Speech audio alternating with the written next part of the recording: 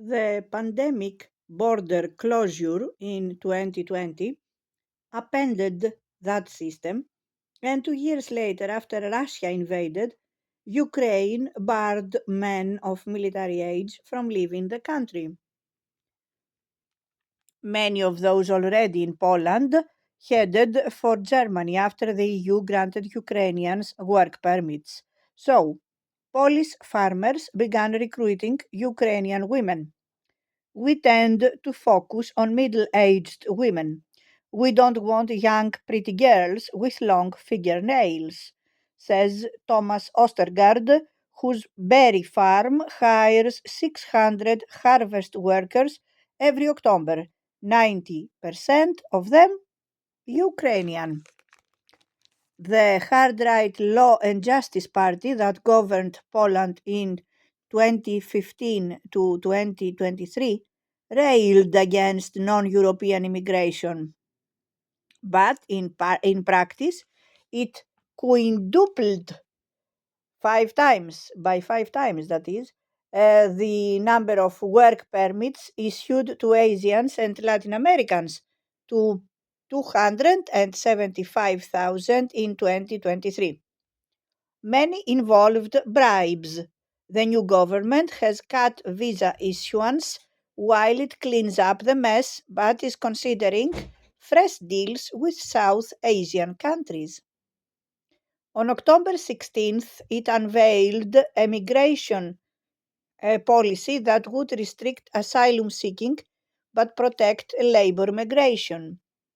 We want the new regulations not to limit the number of foreigners ready to take up work in agriculture, says Czesław Sikierski, the agriculture minister. The Netherlands epitomizes the tension between farmers and anti immigrant groups. The biggest party in the hard right government that took office in July is the anti immigrant Party for Freedom, but it also includes the farmer citizen movement, which resists any restrictions that might interfere with getting the berries plucked. Housing shortages exacerbate the anti immigrant mood.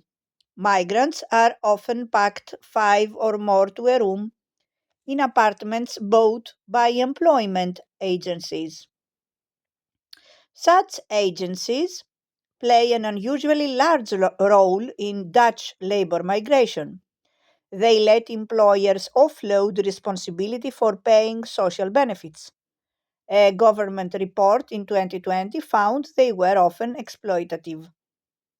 They use their power against people, says Bozena, who was recruited with her husband to come from Poland for what they were told were jobs at a laundry.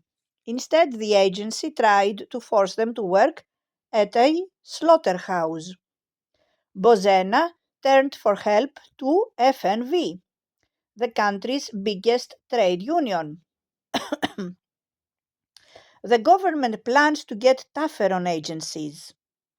A stricter law comes into force in 2026. But it also wants to discourage employers from using low wage migrant workers. A proposal in August by Thierry Arstand, an MP from the Liberals, another coalition partner, would subsidize farms that use robots. The revenue model depends too much on cheap labor, says Eddie Van Hijum, the Minister of Social Affairs. I am not against labor migration, but it shouldn't happen at society's expense. Migrant agricultural workers are abused all over the continent.